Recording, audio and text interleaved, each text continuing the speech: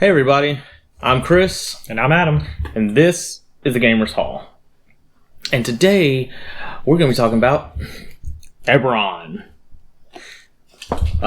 So Eberron is by far my favorite campaign setting. Is very near and dear to my heart. I've enjoyed it ever since it came out. Also, I'd like to say quickly that if Keith Baker, James White, or Chris Perkins ever see this video, thank you. You have created a wonderful setting that has so many different facets, and it's hard to say what Eberron can't do, what kind of setting you can't make, or campaign you can't make in this. Yeah, I mean, whatever option you want, it's easily adaptable in this setting. Easily adaptable. Spaghetti Western, neo-noir, mystery intrigue, high seas adventure, dungeon delving, cataclysmic battles. I mean, there's so many facets. Well, we're going to get into one of those today. And by the way, guys, if you like the content we're putting out, don't forget to subscribe and hit the notification bell. Yeah. This particular style, or particular type of campaign is actually extremely easy to pull off in Eberron. Well, what type of campaign, first off? Well, this campaign is a monster campaign.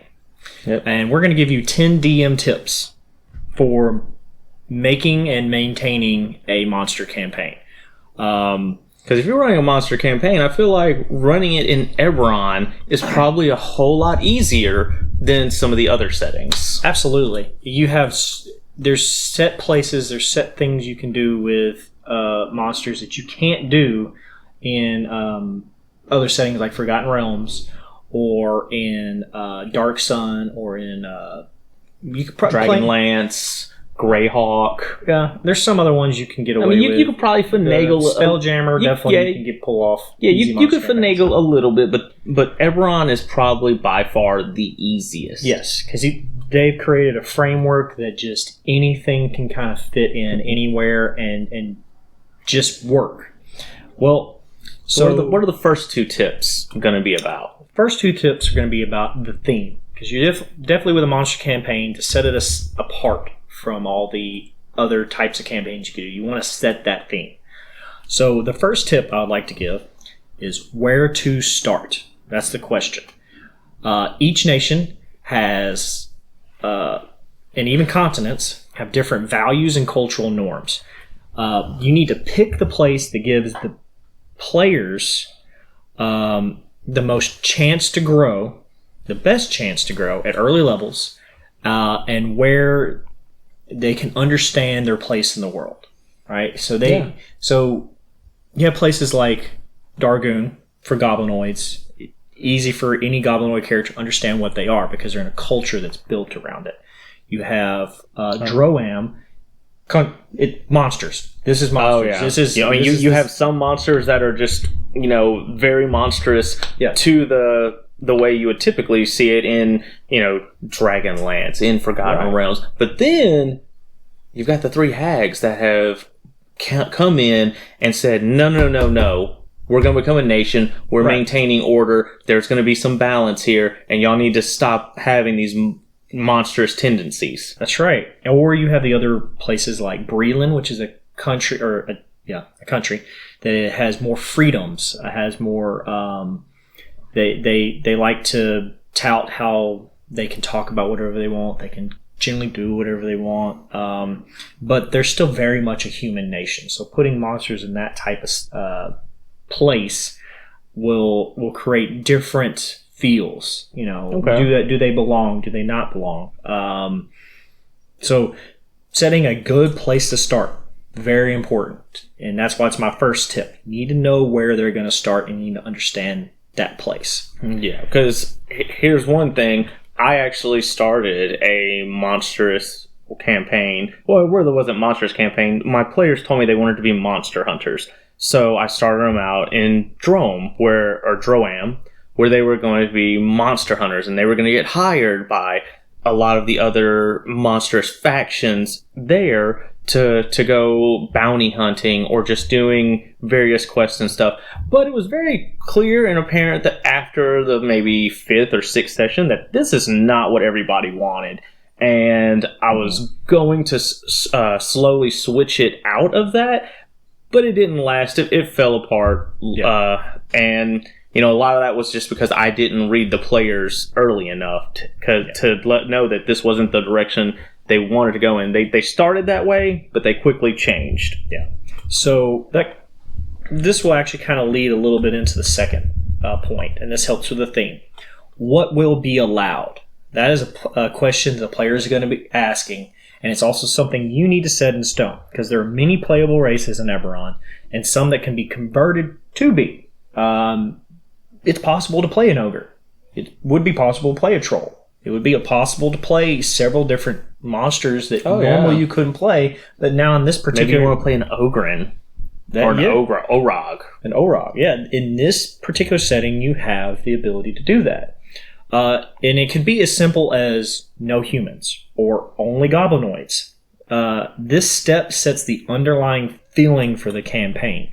So when you say, hey guys, no humans, no elves, no dwarves, no gnomes, then everybody kind of goes, oh, okay, so we're going to move away from that. Or you can say, hey, listen, I only want you to play tieflings. Yeah. Everybody will understand that, hey, we're going for something. This is not supposed to be a normal hack and slash or a normal style of campaign where people are going to go into a dungeon and delving. No, there's a reason behind this. And also you could, not just necessarily races, it could be classes too. You can say, hey, there are no clerics. Yeah. In Dargoon, the goblinoids don't worship deities or they don't really care about gods. Some of them do, but a lot of them don't care. So you could easily say no divine classes. Yeah. And then that sets a mood, sets a theme. Yeah. Or if you had a character or a player that was really adamant about wanting to be one of those, then they'd really have to go into their backstory. Like, well, why are you an elf in this monstrous nation? Working with monsters. Why are you this human in this monstrous nation dealing with monsters? Like, what brought you here, and why are you not with the normal civilization? Why are you a hobgoblin paladin that is preaching the word of the silver flame in Dargoon? Yeah. Like, wow. Why would you be doing that? Nobody's going to really care about you or understand you at all. So why would you attempt? So, all right. So we're going to get into our third point here. And fourth, and these two tips help with the details, because details are very important in order to keep players interested and have them reaching for something more in the campaign. Yeah, because the more details you give your players about this setting, especially up front, is really going to help them to immerse their characters and their play style into the setting, into the campaign. Right. And especially for a monstrous campaign, you need to set some good details. So, like what kind of details? So, first question you really need to ask is, what is this place? You need to explain where they are, not just the location. That's important, but actually, how does this place generally view the players? Are you treated as a pariah? Are you treated as the top of the food chain? Are you at the bottom of the food chain? What is your place in this society? Also, it could be, what is the leader? What do they eat? That's just as important. Oh, yeah. Like in Droam, a lot of the creatures there tend to eat troll sausage because trolls regenerate. So the hags have set up this system to where the trolls will literally cut off their limbs. They're cattle. And then, basically trolls are treated as cattle to an extent. Like, trolls still have a very major role in there, but there also are ones that just get hacked up and regenerate every day. And they work in, but nobody's starving. No, it's effectively, hey, you have a meat processing plant where the cows literally process themselves and then walk out being happy and going, yeah, I serve society in a greater Oh yeah, because they actually get treated very well. Yeah. Like, I mean, the three hags, they actually have a group of armored trolls that follow them around. So it's not like they're just cattle. Like they actually like have ranks and tiers. Yeah, they're actually one of the most feared armies in all the nations. Because what's scarier than a bunch of full plate wearing war trolls? Yeah, good luck. Yeah. But these details are integral for the characters role playing during the campaign. Right? Yeah, because how are they going to feel about some of these creature habits? How are they going to feel about the way their people are interacting? Because it's not the normal human way. No. And should they scoff at it, or would they actually act in the normal human way? And maybe that's what's weird about their character. Mm-hmm. So speaking of that too, that goes into our fourth point. Are we people too? Answer is yes. Yes. Monstrous characters in Eberron are people too. Now, that doesn't mean everybody views them that way, but you are. You have... Right. They have a civilization. They have a society. They have a structure. They have an underlining government. Yeah, and they have culture, history, homes, heroes, and monsters of their own. They have warlords, aka governors. Yeah, and they have different ways of viewing things. So keep that in mind when you're having your players. You definitely want to remind them of certain aspects of that, like, hey, this is your home. This isn't just a cave, or those Thrainish knights, although they're good guys, they've come down and slaughtered many of our people, because that's what we're going to look at. Our people, because they think we're evil and we should be eradicated. Well, that's a monster to them. You could say, like a kobold. Also, like, what if the Silver Flame comes into Droam, or which they've done in the history multiple times? Yeah, or Dargoon, and start trying to kill off some of the werewolves, the were-rats, the were-bears, any of the were-creatures, because down here they're civilized and they have a place, and they're not going around doing the horrible things that they would typically do in another campaign setting. But the Church of the Silver Flame, it's like, hey, listen. No. Yeah. Like, anywhere thing, it's got to go. And in Droam, the Sisters of Sorakel are the heroes to these monsters. These are creatures that are monsters to all the humanoid nations. There are horror stories in Breland and in Thrain, and up into Onder of the sisters taking children and horrible things happening. But to the monsters of Droam, these are heroes. These are three people that have changed us and bettered us by their actions. Yeah. So keep that in mind. Not all of them see them as heroes. Some of them see them as dictators, and they can't wait to figure out a way to get one over on them and go back to just being monsters. Right. So I mean, like, there's a lot of ups and downs there, and a lot of good role play, flavor. Good flavor, good things that you could play around with. Yeah. These next 2 points are going to set the tone. Now, we've already kind of gotten into that a little bit in the last 2 points, but this one is where you want to create that feel. You want the players, every hour that they're in this campaign, to have this feeling. So one of the first ones, and this is a very important step, or a very important tip, is where do they rest? Where you lay your head at night is just as important as what you're going to do during the day, because you need to make sure there's a neutral area for the players to use, where they can go and they can be comfortable. They can sleep at night, not worry about some guy trying to hunt for them. They can understand that they're going to be okay. Doesn't have to be 100% safe. You don't have to make it 100% safe, but it does need to be comfortable for them. Right. Cave, a goblinoid fort, it could just be in Sharn. They might have an apartment in Sharn that they go to. Something that all the players will understand. Hey, this is our safe place.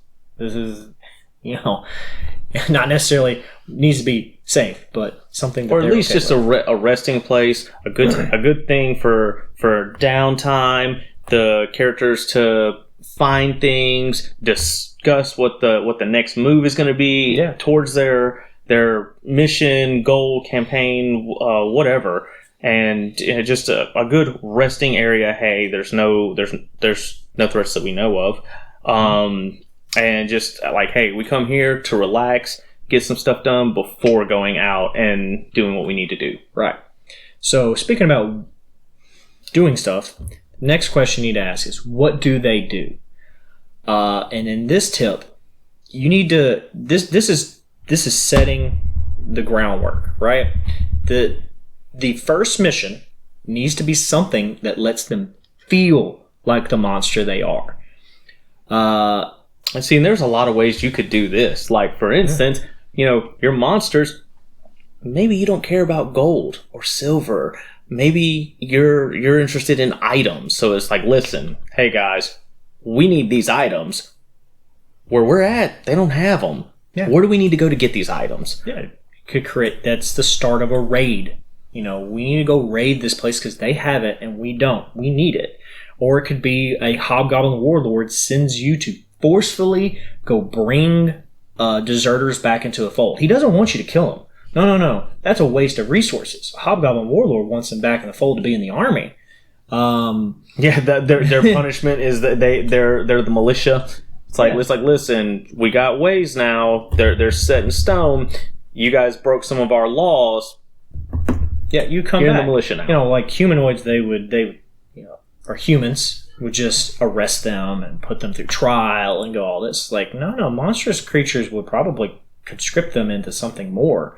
Yeah, and that's even the case in Eberron for sure. They don't.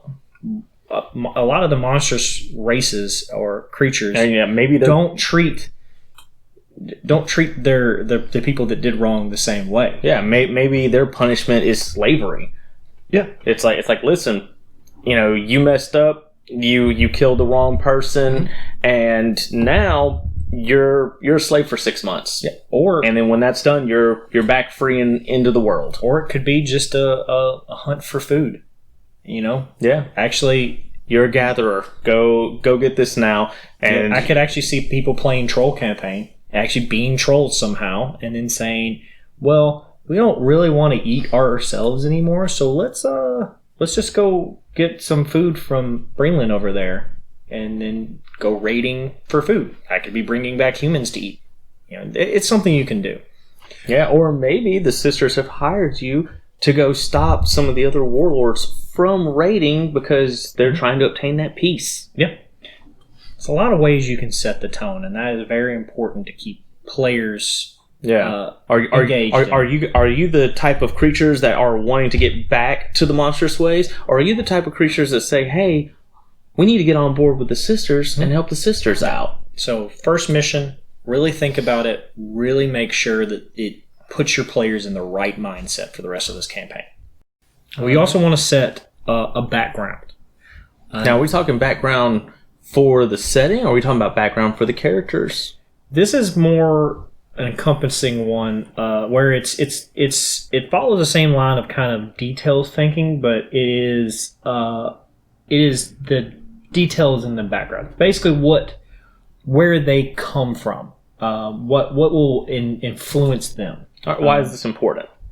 Well, one question is they said what? And why it's important is it creates small reminders throughout the campaign as to why they are different. So you're going to flavor in different things, like a human saying, oh, I really don't like doing business with goblins, or a harpy saying, hurry up and get back to your work. Oh yeah, because in Droam, if the setting is there, harpies are kind of like the foremans.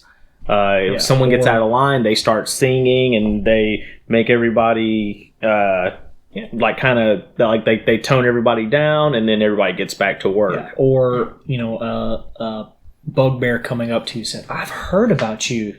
You have great mutt."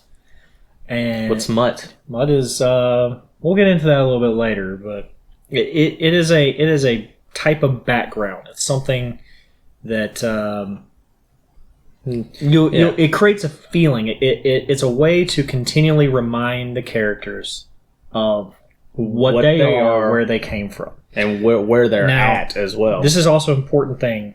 Don't make them all bad reminders. Make sure some of them are good. For sure, sure some of them are good.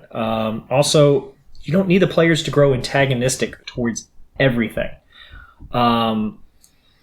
Because I think one good point of this is that, like, you know, hey, putting the details in there and making sure the players know that, like, this is very different. Mm-hmm. That's very important because, okay, anybody who watches Crit Role, Matt Mercer did a very wonderful job of this when his player characters, they went into, like, essentially what is the Underdark, mm-hmm. and the Drow there are basically what the sisters are in Droem. Mm-hmm. They've turned everything into a civilization, and people have homes, and not everyone's trying to kill each other, and, like, you know, that's another example of how Eberron has, and it's pretty much done the same thing. And if you hit home on those details, letting people know these things, and maybe goblin children come to you and like, oh, you know, you're strange, or, you know, hey, you know, like, Gorthak, you're my hero. Yeah, it's very important, and the reason why it's different from the details tip is this one is definitely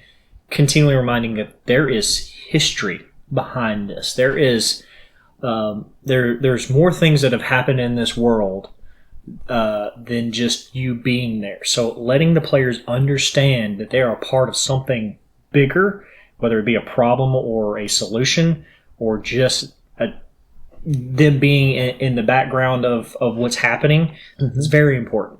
But also, details like that give the players a feel of, like, okay, we're monsters. This is different. But we're not so different.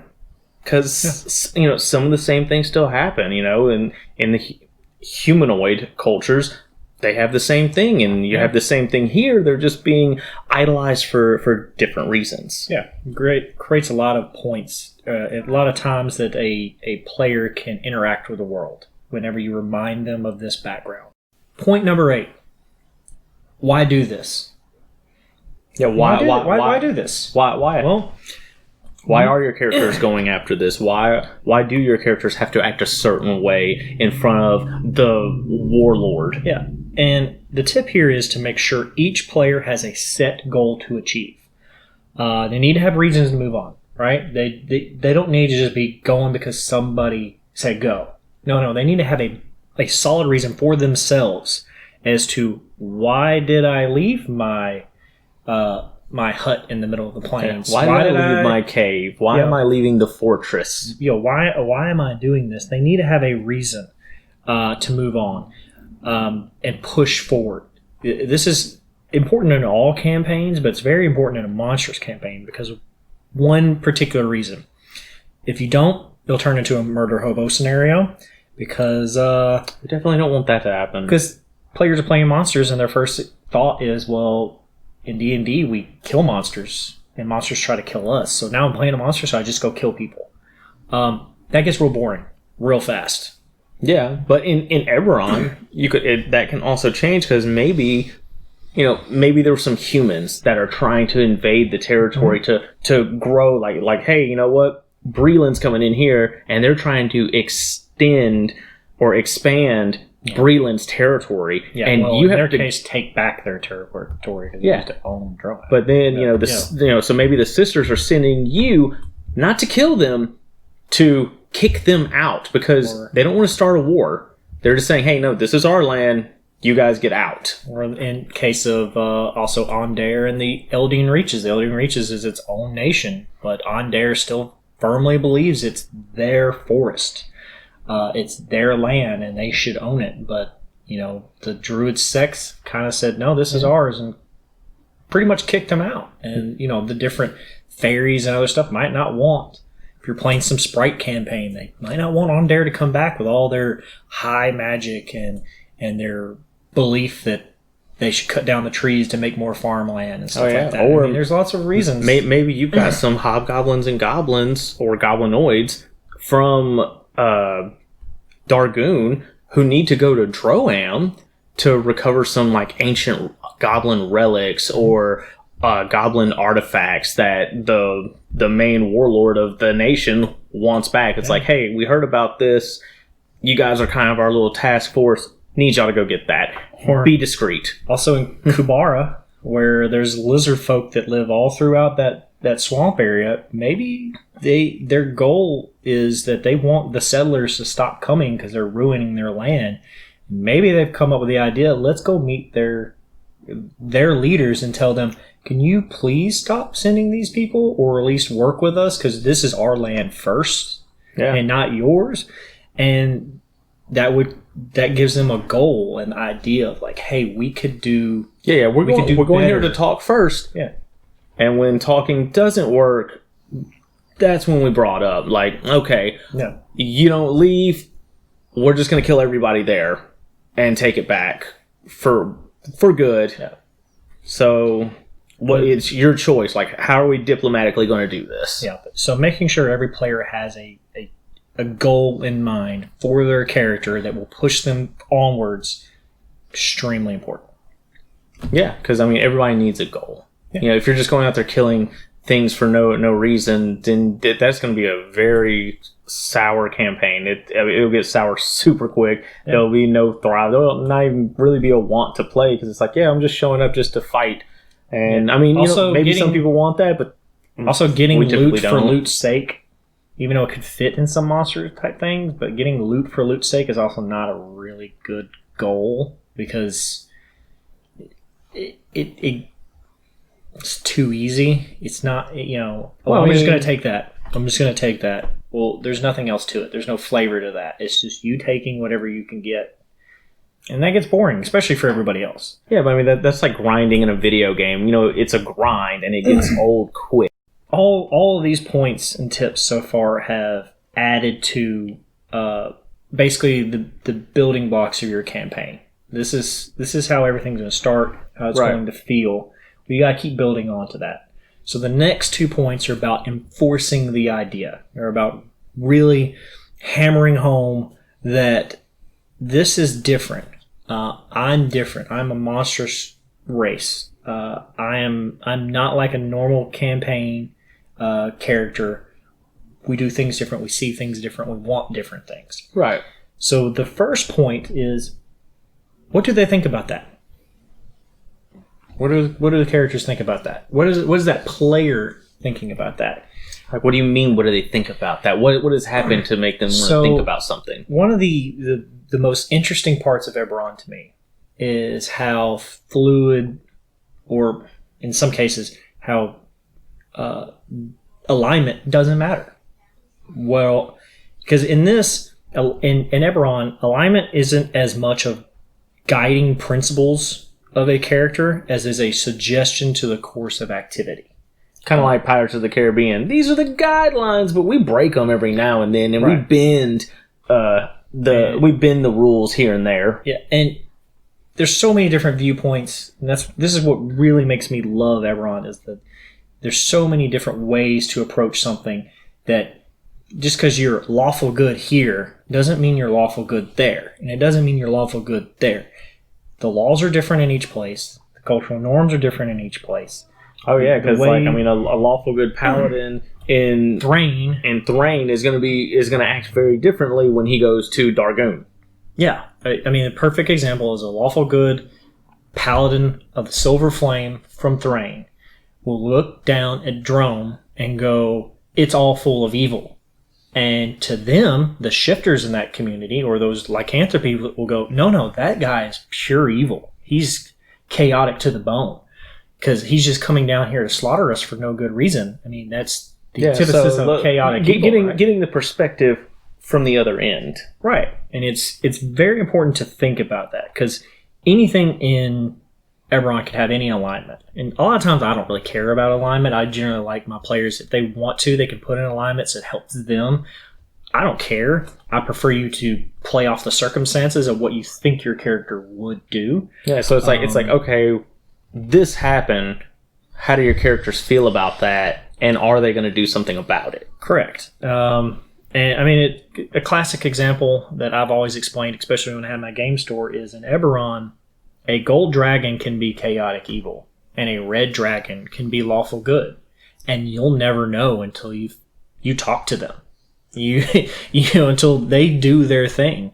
So yeah, because also dragons are very different in Eberron. Like they have their own island that they're on. Nation, not an island. A whole continent belongs to dragons, which, by the way, would make an extremely fun monstrous campaign as well. Is what do you do in Arganessen when you know that there are dragons everywhere, and the only things that they allow on that continent are human or barbarians, mostly humans, that they force to stay on the outside to act as a barrier for anything trying to come in.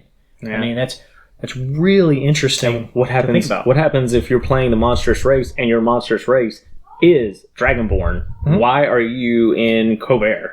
Yeah. Why are you in Droam? Why are you get all the way to the Mora Holds? Yeah. What are you doing here? Why are you a captain of a Lyrander vessel that's not elemental, but why are you doing these things? I mean, it's very interesting, and also don't hold the players to the classic alignments of their monstrous race. Don't hold them to that. Just because they're a goblin, don't assume that they're going to be neutral evil or lawful evil or chaotic evil. Allow them to play in their own particular way. Maybe they're that goblin wizard who's just very, very witty and likes to talk and be diplomatic. Yeah. Just don't slam that in their face every time. It's like, everybody thinks they're evil. That's cool a little bit, but don't make them have to play into that trope. Allow the player to play in that trope if they want to. Yeah, because sometimes that's setting the wrong example. Right. Because it's like okay, we're trying to go for this, or you're trying to go for that, but doing it once or twice maybe is okay, but just constantly doing it is bad. Just like in the new Icewind Dale campaign, it's horror, survival. But if every single session is horror, survival, nitty gritty, how are we going to survive? Every session is literally us just trying to survive, and hey, we barely survived. Every single session, it's going to get stale. It gets to be a headache. Yeah. It's like, let's just go back to the city and just stay there. So then we don't have to worry about all this headache. Yeah. So the next point, and this is also pretty helpful in enforcing the ideas. And the question here is, what do they get? Everybody's playing this game to get something, right? And so you need to give rewards befitting the character's monstrous background. So, remember how we talked about? I said mutt. Yeah, the goblinoid thinking mutt. Well, in the goblinoid culture, the Dargoon, and going back to the Dakani lineage, they have mutt and acha, which mean duty and honor. Duty to the country, the clan, the people itself. And acha, which is your self-improvement, your honor of almost kind of like old school samurai. Yeah, exactly. And mutt is in another way mutt is like street cred, and acha is like superstardom. The more if you're going to get values, the more you get. Or you could do honor and just how well known you are. Yeah, your fame. Yeah, so gold is not something that all monsters want, and especially for goblinoids of Dargoon, they want mutt and acha just as much as they want gold. Mm-hmm. They want something to prove. They want stories being told of them. They want to walk into a place and everybody go, oh, I know who that guy is. Like, yeah, that's Muramasa. Like, oh, you don't mess with Muramasa, man. Yeah, and that you need to do that for all your monstrous stuff. You need to give them things that they would want. Like if somebody was playing a lizard folk, their mindsets are different. Maybe their thing is a meal. They want to taste different things. Give them stuff that maybe he's never eaten before. He could give two craps about your magical weapon you have, but I really want to eat that chimera meat. Can I eat that thing? Or what happens when you throw the rare creatures out there that they're trying to eat, but also at some point in the adventure they meet like a master chef Yeah. And it's like, okay, perfect. Now they have an NPC that follows them around. It's like, listen, I don't fight. I don't do any of that. Whatever you guys kill, I will cook for you because this person wants the rare ingredients to work with. This person wants to be the Gordon Ramsay of Eberron. Yeah, and so your character is literally taking his money. He's getting hundreds and 500 gold, and he's getting gems and stuff, and he's going, "Here, chef, you take this and cook that for me." That's all I want. I don't want all this other awesome stuff. Don't give me all this. I just want to eat that. And that's a way you can reward your character, and they will feel like a monster. They will have a goal. They will say, "You know what? Let's go get that thing." Yeah. Wait, did you say I can eat an illithid? Is that a thing? I can do that? But then and also, they'll push a story. Yeah. Suddenly, what happens when you give out just a common magic item, the little pouch that makes things taste, the flavor pouch, the spice pouch, Heward's handy spice pouch. Handy spice pouch. I think that's what it's called. Something like that. It's like I heard this clan over there has one. It's like, what? Yeah. Sorry guys, we need to put our mission on hold. We need to go get that. I want a bag of spices that replenishes itself and makes everything taste awesome. We need that. Yeah, I mean, there's lots of interesting ways to reward players. Tieflings from Demon Waste, the contracts, or bringing something back to their masters, or how many acolytes have you acquired? Yeah, Aasimar is like, how many people have I pushed towards an idea, depending on what kind of Aasimar there are. Which, by the way, there are several different Aasimars that are in this. From the different planes that have different plane touched. And then maybe that gives the players, instead of giving them magic items or just gold, you give them the boons and respect, and that allows them access to other certain things. Like, hey, maybe this person follows you around now, or like you have an apprentice, or you didn't want an apprentice, like you have access to certain things that you didn't have access to before. Yeah, or you could flip the script maybe a little bit on this. And you can make them accepted in that culture that they normally wouldn't be accepted. So that bugbear has been trying to get the humans to understand that he's more than just a thug. And he is getting... He's like the Naruto of Eberron. Everybody hates him for a reason. Yeah. Not really, but he's like, no, I'm going to make you guys like me. Yeah. This is going to happen. And his reward could be showing that he's not that monstrous background that everybody believes he is.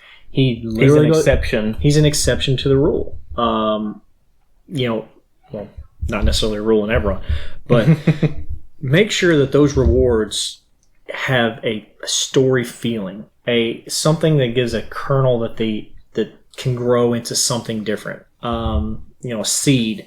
So yeah, like maybe the people that their little nation or whatever clan they're with, like they give them like a badge of honor that they carry around, so that other people see it, they get treated differently. They know, like, oh, that's him, that's Balrog. Like we know that he's respected. Like, hey, you want to come in our establishment? Like, we're good. We got you on whatever you need. Or make it recognizable in other places. Like a former veteran of the last war goes, I've seen that badge before. That means you're dangerous. Yeah. And then the reward might be a quest. He can go, well, I know if you're wearing that, then that means you've earned it. You know what? I've got something for you.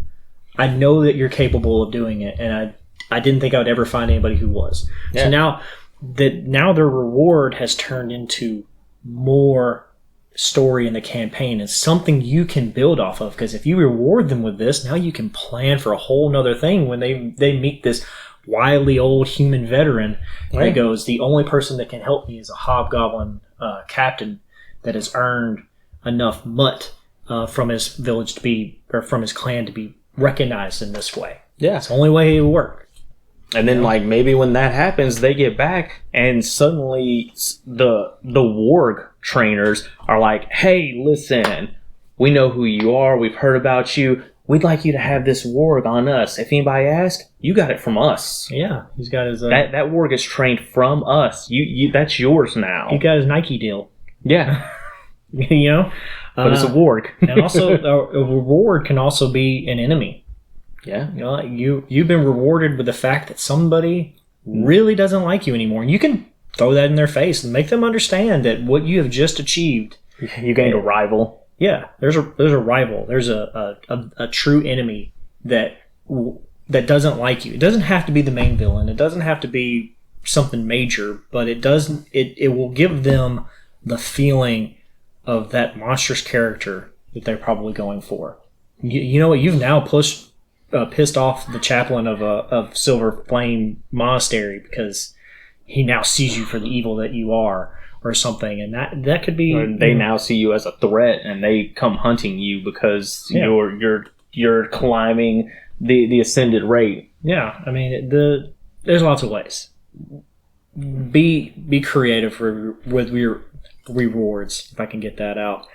Don't just give them gold. Don't just give them jewels. Don't just give them magic items. Give them something that is less tangible that they can play with. Something that's very meaningful to the character. Right. Because that creates fun roleplay, and that is what's going to create a good monstrous campaign. Oh, definitely. For sure. No. But I think those are our 10 tips. That's it. That's hopefully you guys have watched the whole way through the video and you've enjoyed it. I would love to make more on this. I would love to get into depth on several different things in Eberron. Literally his favorite setting. This is my Dark Sun to him. Yeah. Like just the planes and all this other interesting stuff that has been in this book and then what was in this book. I mean, so many fun things to go. He could talk about Eberron for days. Right. So I'm gonna stop right now. And please leave a like, share, comment, subscribe. Yeah, let people know. And then if you guys would like to throw some things down in comments, please go ahead. If you have some fun Eberron stories of yourself and your players, we would definitely like to hear them. I would love to hear it. So put it down there and let us know. All right. Until then, guys, keep rolling those nat 8s.